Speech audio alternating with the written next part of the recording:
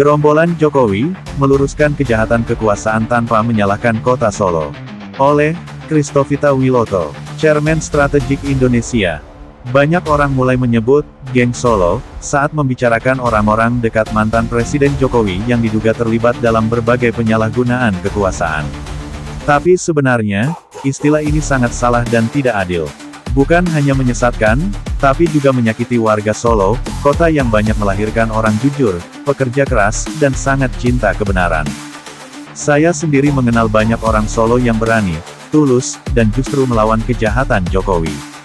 Maka hari ini, mari kita luruskan bersama. Kita hapus istilah geng Solo, dan mulai sekarang kita pakai istilah yang benar. Gerombolan Jokowi. Mengapa harus diganti? Pertama, karena kata geng Solo seolah menyalahkan asal daerahnya, yaitu Solo. Padahal banyak rakyat Solo tidak terlibat, bahkan tidak setuju dengan Jokowi. Kedua, orang-orang yang menjalankan kejahatan ini bukan karena mereka orang Solo, tetapi karena mereka adalah orang-orang yang Jokowi beri jabatan, dan mereka memanfaatkan kekuasaan untuk memperkaya diri dan melindungi kejahatan. Ketiga, kalau kita terus sebut geng Solo, maka kita sedang menyesatkan perhatian rakyat, dan membiarkan para pelaku kejahatan bersembunyi di balik nama kota. Ini tidak adil dan tidak benar. Siapa saja yang termasuk dalam gerombolan Jokowi? Gerombolan Jokowi adalah sekelompok orang yang selama 10 tahun kekuasaan Jokowi tahun 2014 sampai tahun 2024 mendapatkan jabatan, proyek, dan kekayaan bukan karena kemampuan, tapi karena kedekatan. Mereka ini bisa berasal dari berbagai kalangan. Politisi partai, menteri dan wakil menteri, pejabat BUMN, jaksa dan polisi, pengusaha yang dapat proyek negara, influencer dan buzzer di media sosial, wartawan dan pemilik media, bahkan keluarga dekat Jokowi sendiri.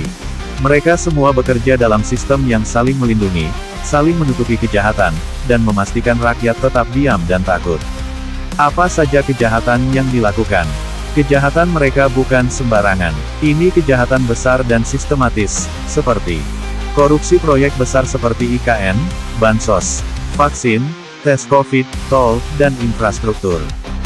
Memakai hukum untuk melindungi diri sendiri, dan membungkam orang yang kritis.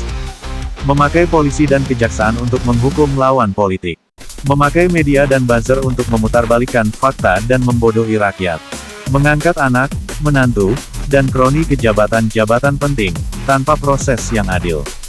Mereka ini bekerja seperti geng mafia, tapi pakai jas dan dasi, duduk di pemerintahan, dan bicara soal rakyat padahal mereka sedang merampok rakyat. Mengapa Solo harus dibela? Karena Solo bukan Jokowi. Dan Jokowi bukan wakil dari seluruh warga Solo. Di Solo, masih banyak orang tua yang mendidik anaknya dengan jujur. Guru yang mengajar dengan hati. Pedagang kecil yang bekerja keras tanpa bantuan.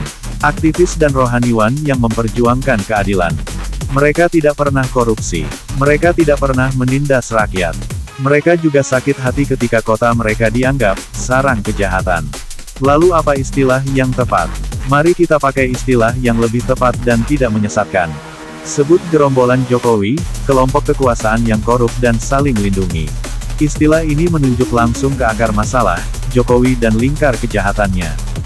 Bukan ke daerah, bukan ke rakyat, bukan ke Solo. Mari kita hentikan menyebut geng Solo.